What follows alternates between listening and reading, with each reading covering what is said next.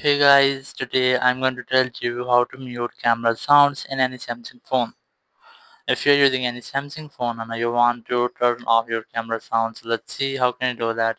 You have two simple ways. If the setting is available, you can easily turn it off from your camera app, or if it doesn't, you can easily turn it off from your settings. So first of all, I'm opening the camera, and here just go for the settings option. It might be here or here, so you must have to select the settings option, and here you will get the shutter sound or the camera sound, but in my case there is no any option here.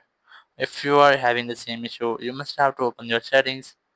In settings, just go for sounds and vibrations, and from here select system sounds.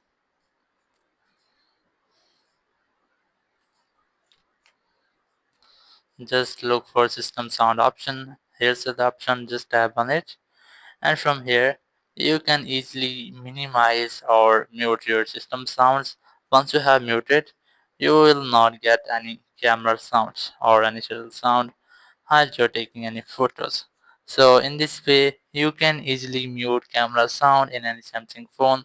Thank you very much for watching the video. Until next video, bye bye.